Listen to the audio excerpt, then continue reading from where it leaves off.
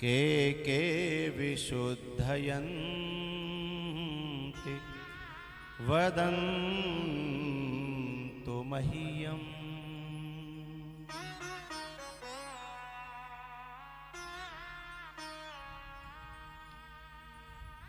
सप्ताहयज्ञेन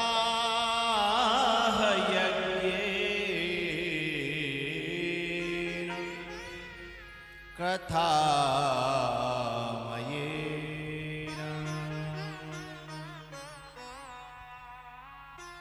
बोले इस कथा से कौन कौन से विकार समाप्त होते हैं, कौन कौन सी त्रुटियां जीवन में से चली जाती हैं, वो हमें बताइए।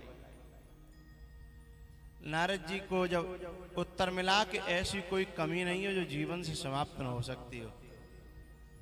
बोले कहाँ कहीं किसी की हुई है?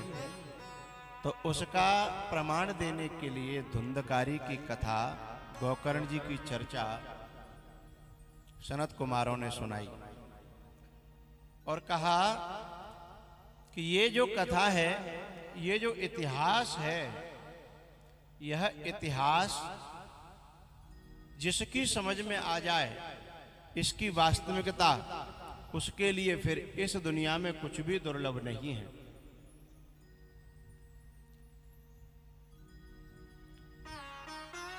अत्र ते कीर्तयिष्यामि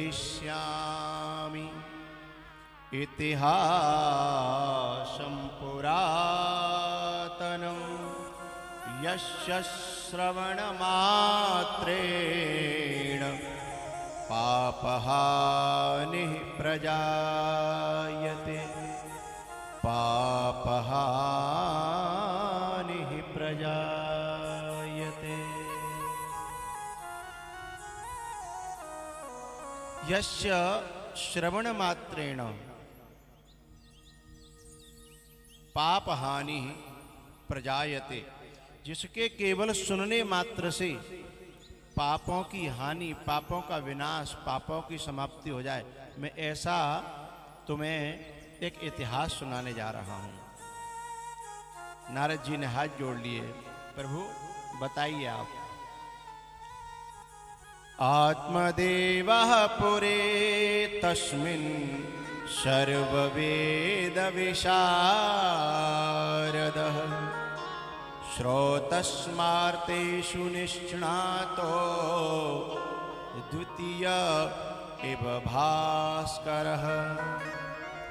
द्वितीय इव भास्कर। एक आत्मदेव नाम का ब्राह्मण, उसके कोई संतान नहीं थी।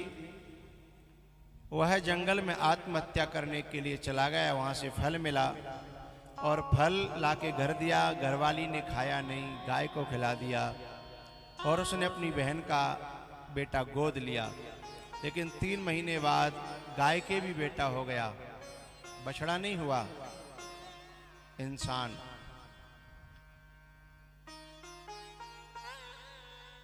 अब जो बहन से बच्चा लिया था उसका नाम धुंधकारी रखा गया, और जो गाय से बच्चा पैदा हुआ था उसका नाम गोकर्ण रखा गया। तो जो धुंधकारी है ना, वह संसार का दिया हुआ प्रसाद है,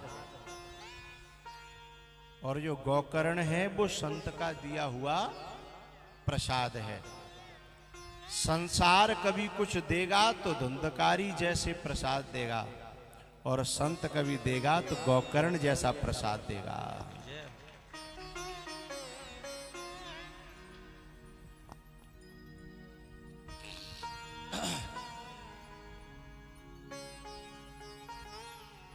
जब कोई शादी होती है ना, उसके बफर में आप लोग जाते हो,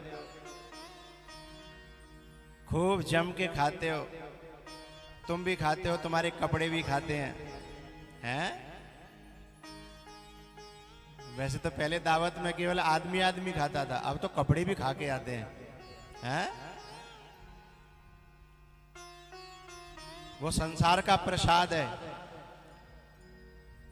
और फिर खाने के बाद रात भर पेट में जो धमाका मचता है ना, और फिर दूसरे दिन तक, तीसरे दिन तक फिर हमारे जितेंद्र डॉक्टर बैठे हैं, इनका खूब सीजन चलता है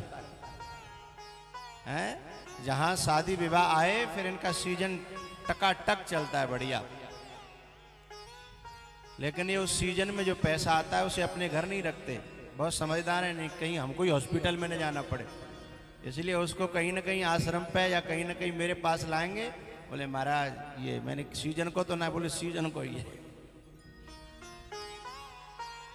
तो संसार का प्रसाद क्या देता है, और यदि किसी संत के आश्रम पर कभी आपने देखा होगा दाल टिक्कर बनते हैं, संत के मोटे मोटे रोट हैं, और वैसी दाल बनती है जिसमें पता नहीं नमक कहीं है, मिर्च कहीं है और कुछ कहीं है ऐसी, लेकिन उसे पाने में भी स्वाद आता है, और पेट में कोई धमाका नहीं होता, पेट भी शांति से उसे पचा करके, सूखे रोट।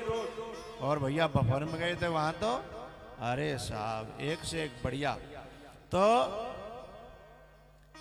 संसार का प्रसाद क्या करता है और संत का प्रसाद क्या करता है, इसे अध्यात्म में तो बहुत बड़ी बात है, संसार में ही हम पाकर के देखें तो पता चल जाता है।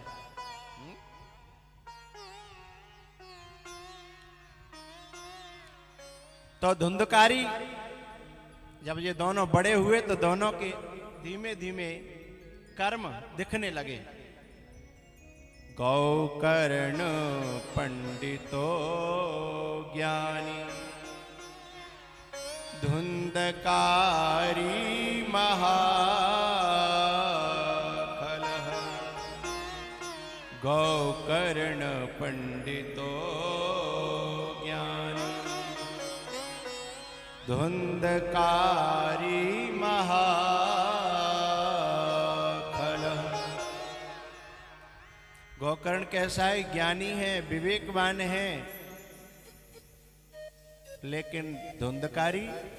गोकर्ण ज्ञानी है, पंडित है, विद्वान है, लेकिन धुंधकारी महाखलः। खल कौन होते हैं?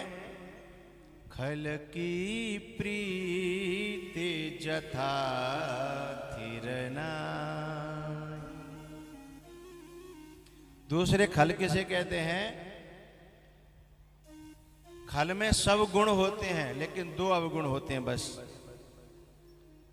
एक आदमी था, अपने बेटे को एक मास्टरी के यहाँ पढ़ाने के लिए ले गया और बोला मास्टर जी हमारे बेटे को कोचिंग करा दोगे? बोले हाँ करा देंगे। बोले वैसे तो ये बहुत होशियार है पर थोड़ी बहुत कमी रह जाए उसे आप पूरी कर दो, वैसे तो ये सब विद्याएं पढ़ा है। अब मास्टर जी सोचने लगे कि जाको बाप को ये हाल है तो छोरा को का हाल होगा, पहले तो ही पढ़ो पढ़ायो तो मेरे पास काहे को आयो। लेकिन मास्टर जी ने कहा ठीक है छोड़ जाओ देखते हैं। एक आध महीने बाद में आए, कहो मास्टर जी मेरा बालक कैसा है? बोले 98 गुण हैं उसमें केवल दो छोटी सी कमियां हैं। उसने कहा रहनी तो नहीं चाहिए पर कैसे रह गई दो कमियां? तो बोले पता नहीं कैसे रह गई। बोले दो कमी क्या है? बोले पहली कमी तो ये कुछ जानता नहीं है और दूसरी कमी ये है किसी की मानता नहीं है, बाकी सब गुण ही गुण है, इसमें दो ही अवगुण है बस।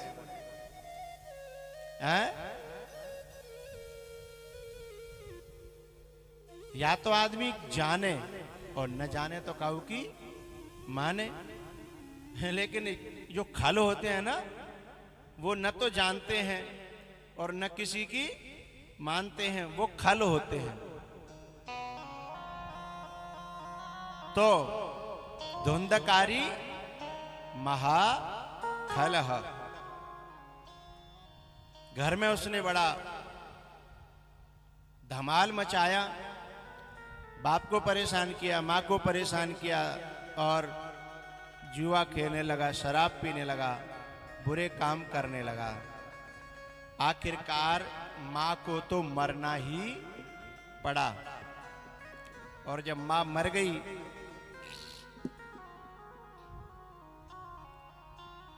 एक दिन पीछे से गोकर्ण जी ने आकर के अपने पिताजी को उपदेश दिया उन्होंने कहा पिताजी बड़े दुखी। एक बात का ध्यान रखना, संत के पास बड़े हथकंडे होते हैं, बड़े उपाय होते हैं, बड़ी कोशिशें होती हैं अपने शिष्य को लाइन पर लाने की।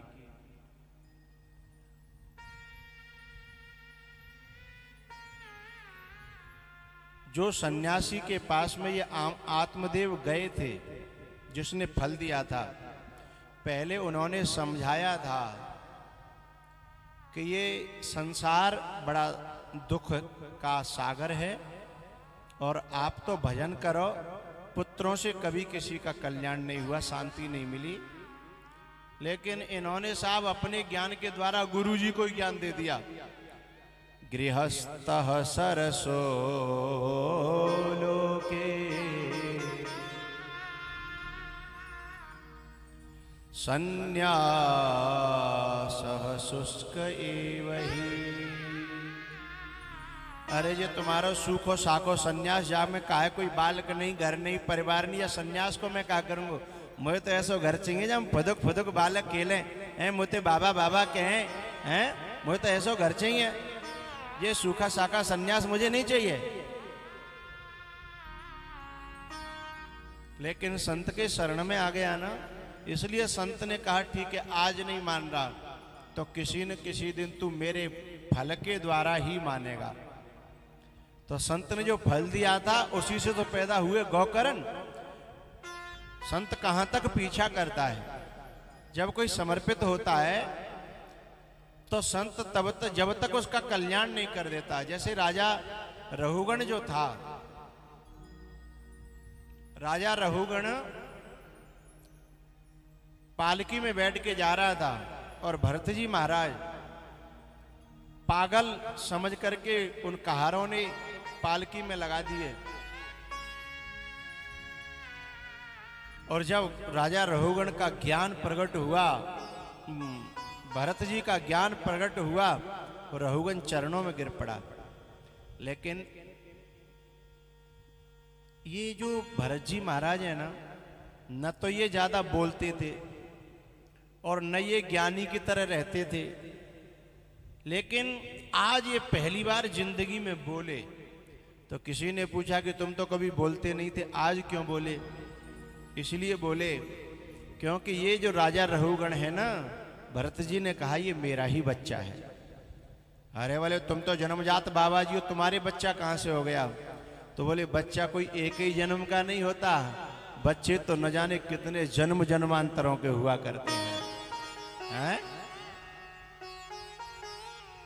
और सच बताएं, गृहस्थ में कोई बेटा होता है ना, वो जरूरी नहीं है बाप का हो या न हो, लेकिन वास्तव में जो बच्चा संत का बन जाता है, संत उस अपने बाप पने को जन्म जन्म तक निभाने की क्षमता रखता है। और बेटा तो उसी जन्म में नहीं निभाता, बाप तो एक जन्म में ही नहीं निभाता।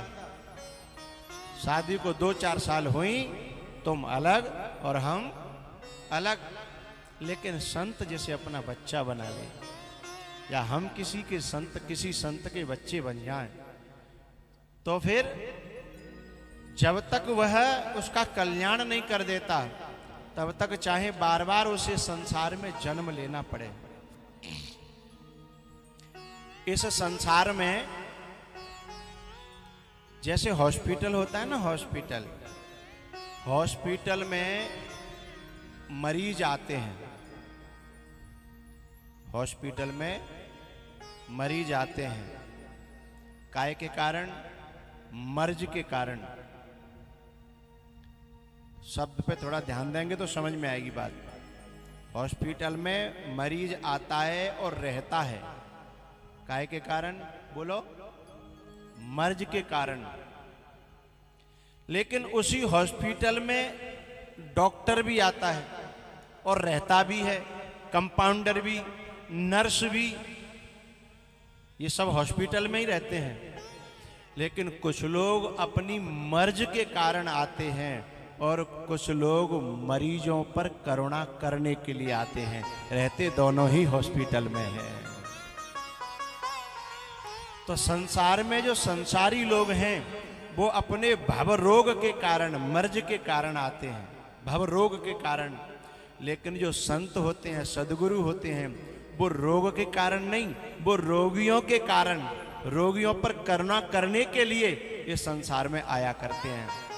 रहते दोनों हैं, आते दोनों हैं, लेकिन दोनों में फर्क है, एक मर्ज के कारण और एक मरीज के कारण, एक मर्ज के कारण और एक मरीज के कारण। तो ऐसे ही ये राजा रहुगण मर्ज के कारण है और भरत जी महाराज मरीज के कारण है। रहुगण मरीज है और जड़ भरत मरीज नहीं है। उन्होंने चिकित्सा करी है राजा रहुगण की। कौन सी चिकित्सा? जो पहले जन्म में वही उसी समय चिकित्सा कर देते जब ये हिरण का बच्चा था, लेकिन उस समय ये बीच में ही छोड़ करके भाग गया।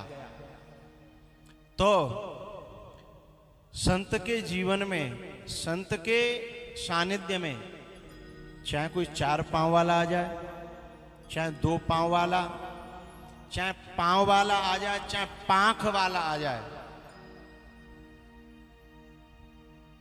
पांख वाला पंछी, 2 पांव वाला मनुष्य, 4 पांव वाला पशु, कोई भी आ जाए, इसका मतलब ये मत समझना कि बे पंछी और बे पशु, इंसान में ही सब छुपे बैठे हैं। पंछी भी इंसान में है, पशु भी इंसान में है और इंसान भी इंसान में है। जिनमें निरी पशुता है वे इंसान में योनि में होते हुए भी पशु हैं, और जिनमें पक्षपात बहुत ज्यादा बैठा है, पक्ष माने पंख, जिसे गांव की भाषा में पांख कहते हैं, पक्ष उसे शुद्ध हिंदी में पक्ष कहते हैं, और पक्ष में पात जोड़ दो तो पक्षपात। तो जो बहुत पक्षपाती हैं, किसी भी बात को लेकर के, वह भी मनुष्यों में ही होते हैं, मनुष्य योनि में। और एक इंसान होते हैं, शुद्ध इंसान, उन्हें फिर साधु जैसा बनाना चाहे वैसा बन जाता है।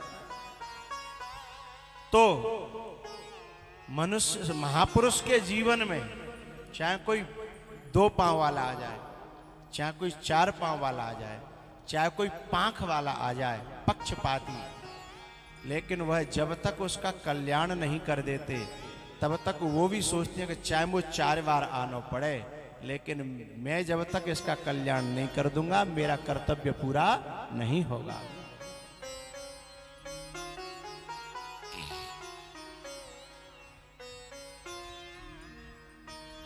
तो राजा जैसे रहुगण और भरत जी की चर्चा मैं कर रहा हूं, ये क्यों? क्योंकि यहां जो आत्मदेव को फल दिया था उसी संत ने फल का बहाना करके इसके घर में जन्म लिया, गाय के पेट से, गाय के पेट से। और बोले तब नहीं मानो, इस इंसान को माननी तो पड़ेगी राजू, इंसान को माननी तो पड़ेगी। बात अंते मान जाओगे तो बहुत बढ़िया बात है, गलत है कि सही है? बात अंते मान जाओगे, काऊ संत की, काऊ गुरु की या बड़े बूढ़े ने की बात अंते मान जाओगे तो बहुत बढ़िया बात है। और नहीं तो फिर भगवान लातंते मनाना जानता है, वो मना के छोड़ेगा। विभीषण को हनुमान जी ने बहुत समझाया, असमे अधम सखा सुन मोहु पर रघुवीर, कीनी कृपा सुमिरे गुण भरे बिलोचननी। विभीषण नहीं माने, बोले मेरा भैया है, मैं कैसे छोड़ूं। और चाहे भलोए चाहे बुरोए, पर है तो मेरो भैया। हनुमान जी ने कही कि ये तो संसार को भैया है, मैं तो तेरो असली भैया हूं, क्योंकि तू भी परमात्मा का भक्त है और मैं भी परमात्मा का भक्त हूं। संसार के रिश्तों को, नातों को निभाने में अपने जीवन को बर्बाद मत करना।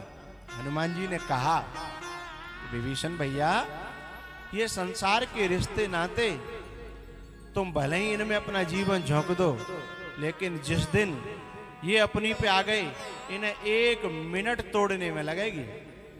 1 मिनट। विभीषण की समझ में बात नहीं आई, लेकिन जब रावण की लात पड़ी, बात समझ में नहीं आई, तो भगवान कहते हैं कोई बात नहीं, बातें नहीं आवेगी तो लाते तो आवेगी ना। तो एक बात बताऊं आपको, थोड़ी गुप्त बात है। वो लात हनुमान जी ने परवाई। अब आप कह रहे हैं कि हनुमान जी तो वहां थे ही नहीं। कोई जरूरी नहीं है कि जो कांड करवावे वो वहां होए, हैं? और अक्सर करके कांड कराने वाले अलग ही रहते हैं। हनुमान जी ने वो कांड कराया था। विभीषण की छाती पे लात रावण के द्वारा हनुमान जी ने परवाई। तुम कहो तो खोलू नहीं, रहने दो। खोलने साहब राजी तो ही खोलने, हम राजी से। तो उन्होंने जो लात परवाई, उसका रहस्य क्या है? हुआ ऐसा कि रावण को हनुमान जी ने भड़काया कि जा विभीषण की छाती पे लात मार, लेकिन तरीका ऐसा था कि दुनिया को पता न लगे। तरीका क्या? जिस समय आग लगा रहे थे हनुमान जी वाटिका में, उसमें पूरी लंका में, तो लगाते लगाते जैसे विभीषण का घर आया, उन्होंने अपनी पूंछ से मना कर दिया, बोले जा घरे मत जलावे। कुछ लोग समझते हैं भक्ति के कारण नहीं जलाया। ना ना ना, अरे भक्ति में जो जाते हैं उनके घर को तो हनुमान जी सबसे पहले जलाते हैं, क्योंकि घर ही तो बंधन का कारण है। घर ही तो, कबीरदास जी ने क्या कही, कबीरा खड़ा बाजार में लिए लुकाटी हाथ, जो घर फूंके आपनो तो चलो हमारे साथ। तो यदि हनुमान जी को, इस विभीषण का घर तो सबसे पहले जलाना चाहिए था, लेकिन घर जल गया होता विभीषण का, तो विभीषण राम जी के पास नहीं आता। क्यों नहीं आता? क्योंकि जले जलाए घर को रावण दोबारा जब अच्छी तरह बना देता, तो रावण के प्रति और ज्यादा ममता हो जाती विभीषण की। तो बोले न जलाने में एक तो हेतु ये था कारण, दूसरा कारण ये था कि जब विभीषण का घर नहीं जला, तो रावण ने पूरी तहकीकात करी कि कौन कौन से मकान बचे हैं। किसी ने कहा कि जी तहकीकात का ही कराए रहे हो। बोले जिन जन के मकान बच गए हो वो समझ लो बा बंदरते मिले हुए हैं, बा बंदरते मिले भय हैं, और जो बंदरते मिले भय होंगे वो मेरे नहीं हो सकते। ऐसे ही तुम जितने यहाँ बैठे हो ना, तो संतन से ज्यादा आवाजावी रहे, संतन के पास ज्यादा तुम उठो बैठो, तो घरवाले धीमे धीमे कहने लगता है कि कह तो बितई रह लो के इतई रह लो, हैं? कह तो संतन के है जाओ के घर के है जाओ, हैं? तो ऐसे ही रावण ने कहा कि जो उधर मन रखता हो वो फिर इधर न रहे, और विभीषण के बारे में पता लग गया। तो विभीषण ने लात मारते, रावण को पता लग गया, तो रावण ने लात मारते हुए यही कहा कि जा उनको ही जाकर के ये नीतियां बता तेरी नीतियों को मैं सुनने वाला नहीं हूं। तो रावण जब विभीषण की छाती पे लात पड़ी और वहां सूचना मिली हनुमान जी को, तो हनुमान नाचने लगे कि वाह, आनंद आ गया, आनंद आ गया।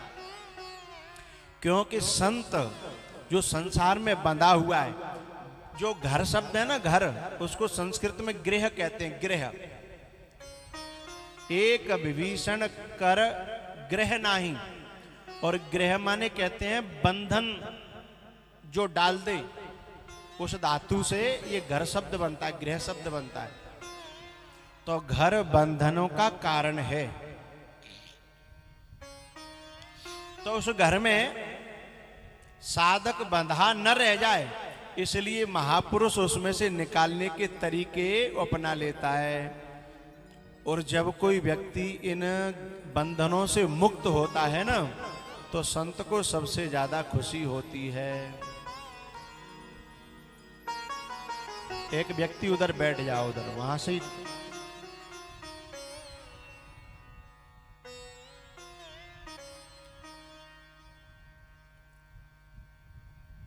तो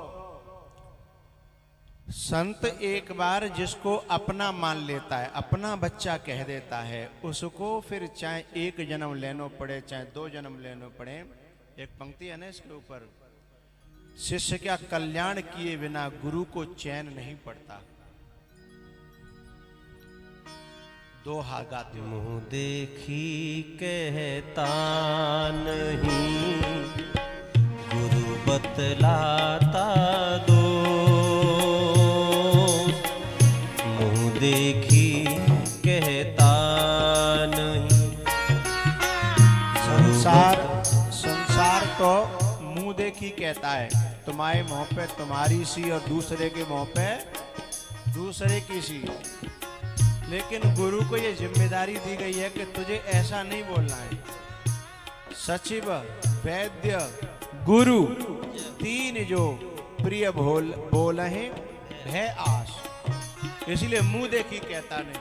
मुँह देखी कहता नहीं, गुरु बतलाता दो। कमियां दूर किए बिना गुरु को कहाँ संतोष रे प्यारे, गुरु को कहाँ संतोष।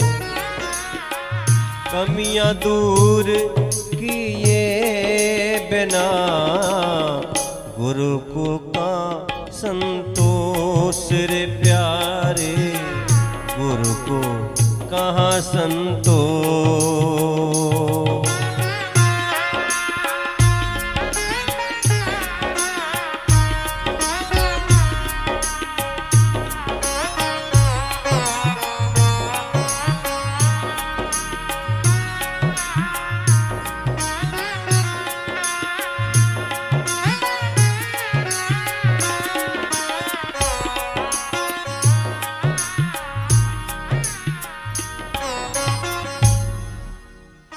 इसलिए वो आत्मदेव ब्राह्मण को जिन्होंने फल दिया था, वही गौकर्ण के रूप में उनके पास आए हैं और फिर अपने पिताजी को उपदेश दिया है कि पिताजी, धर्मं भजस्व सततं त्यज लोक धर्मा,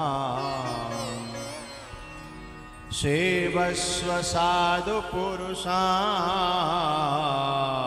च हि काम तृष्णा,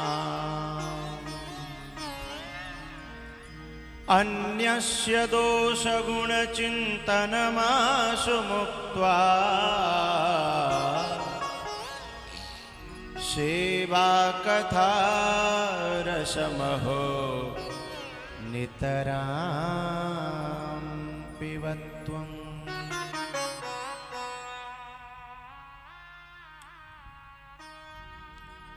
धर्मं भजस्व सततम।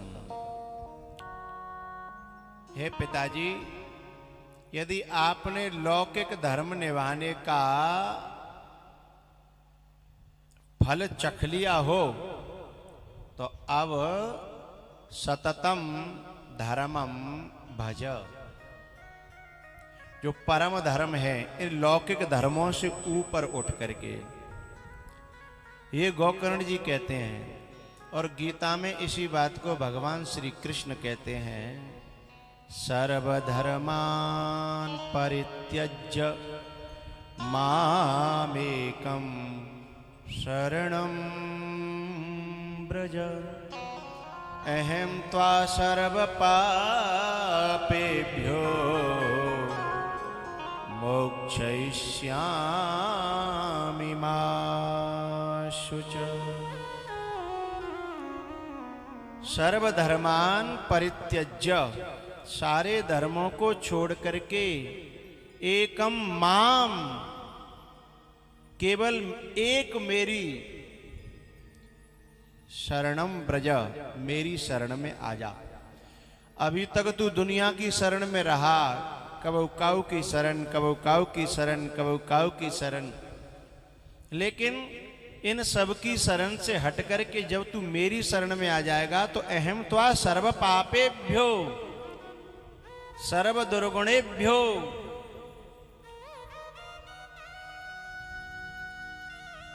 सारे दुर्गुणों से और पापों से मोक्षयिष्यामि, मैं तुझे मुक्त कर दूंगा।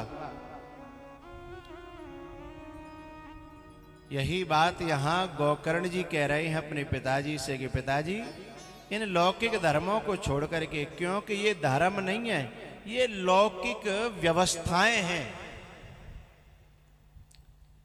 धर्मं भजस्व सततं त्यज लोक धर्मा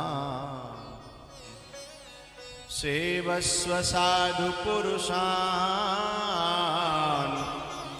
जहि काम तृष्णा अन्यस्य दोष गुण चिंतनमाशु मुक्त्वा।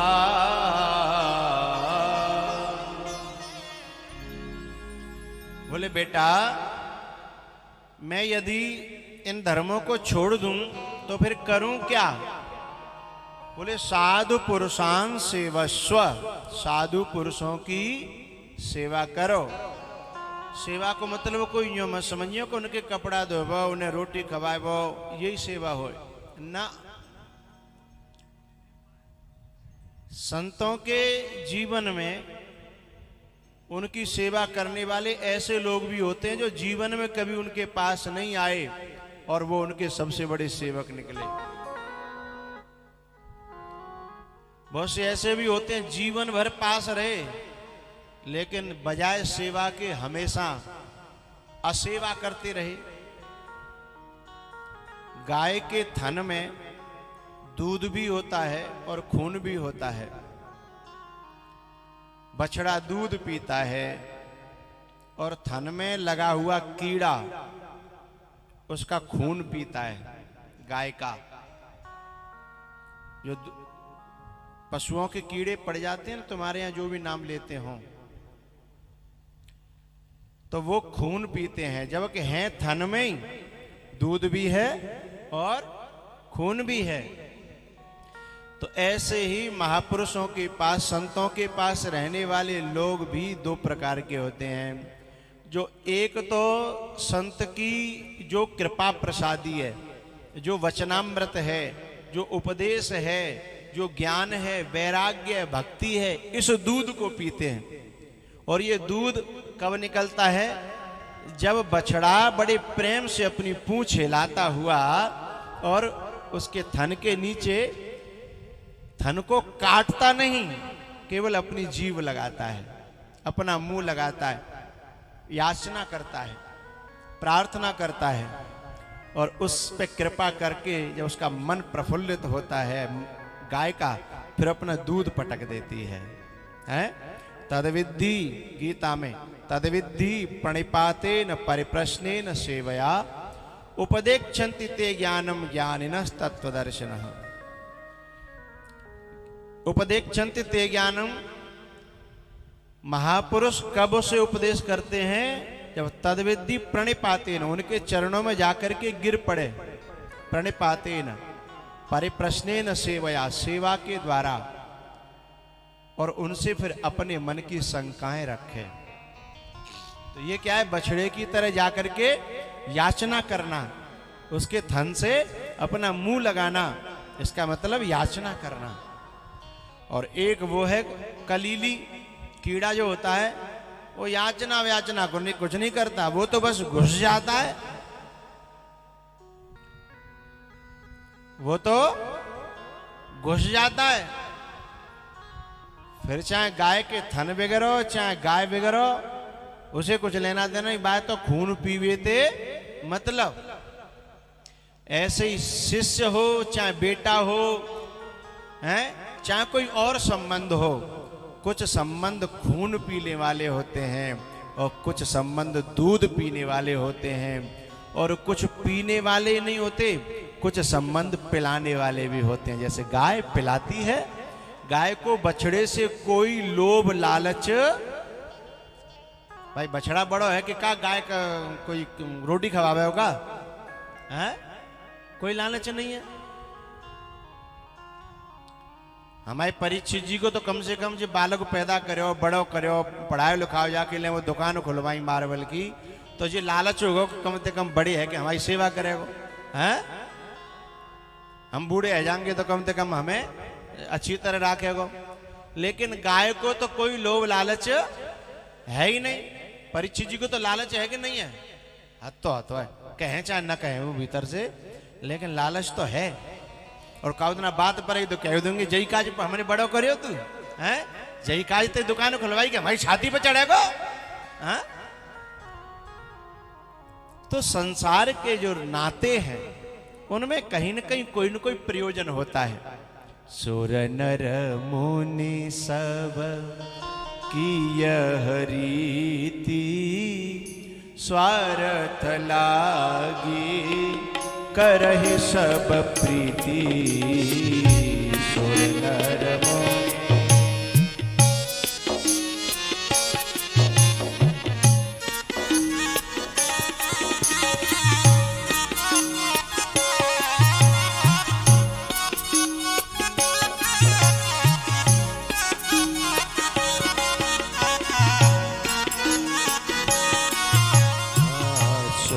नर मोने सब की यह रीति, स्वार्थ लागे करहि सब प्रीति।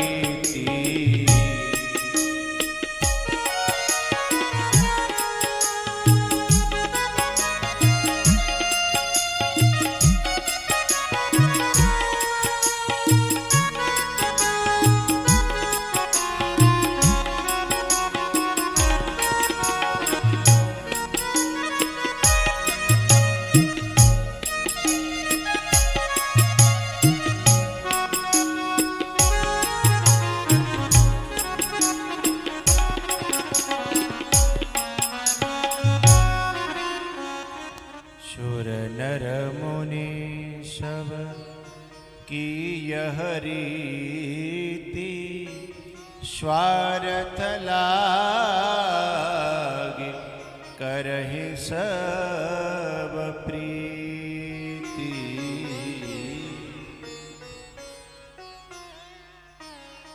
पिताजी, त्यजलोक धर्मान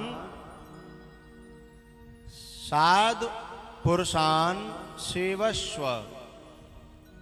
बोले फिर क्या करूं? एक बात का ध्यान रखना, काम तृष्णाम जही, अपनी कामनाओं को और अपनी तृष्णा को मार करके यदि साधुओं की सेवा करेंगे तो ज्ञान मिलेगा, वैराग्य मिलेगा, भक्ति मिलेगी।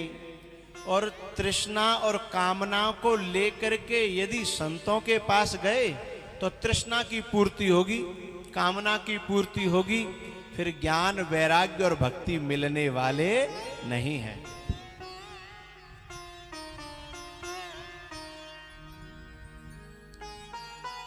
इसलिए हे पिताजी, सेवस्व साधु पुरुषान जहि काम तृष्णाम। और एक बात का जरूर ध्यान रखना, जैसे हम जिस भी मार्ग में जाते हैं उसमें कुछ सावधानियां बरतने की जरूरत पड़ती है। जैसे किसी को कटहल की सब्जी बनानी है तो सावधानी बरतनी पड़ेगी, नहीं तो हाथों का मामला गड़बड़ हो जाएगा। तो ऐसे ही इस मार्ग में जब चले तो एक तो जहिकाम तृष्णाम और दूसरा है अन्यस्य गुण दोष चिंतनम मुक्त्वा आशु। तत्काल इस मार्ग में पांव रखते ही दूसरों के